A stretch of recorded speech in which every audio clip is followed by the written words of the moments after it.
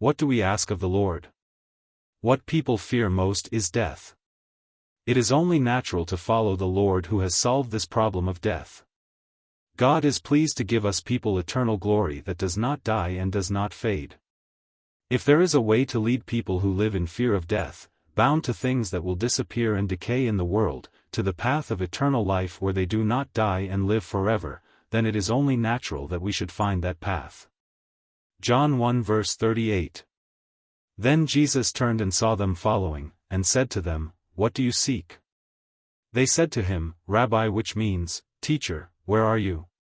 What do you seek?" This was not a request for information. What they were longing for was not simply a small, visible gain.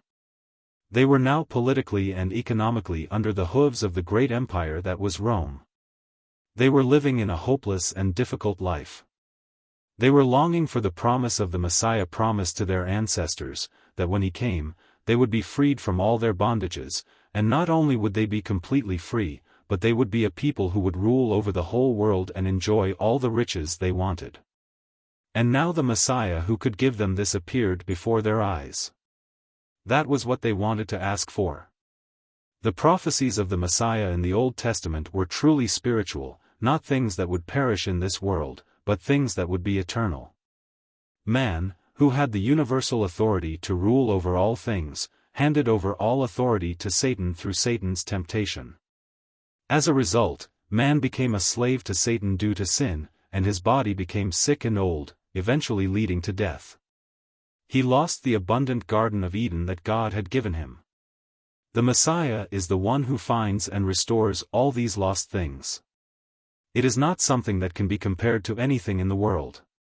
You will obtain transcendent things that surpass everything in this world.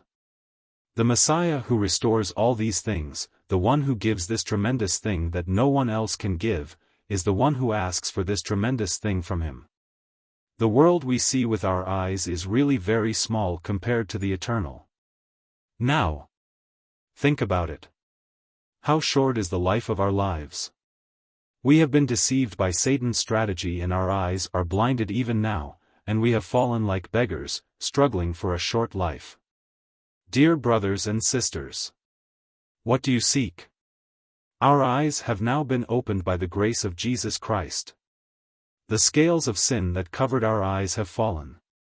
We have eyes that can see the spiritual world.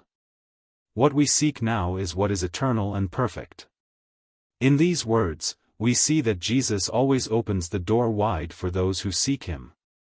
Jesus is willing to forgive sinners and welcome them as his eternal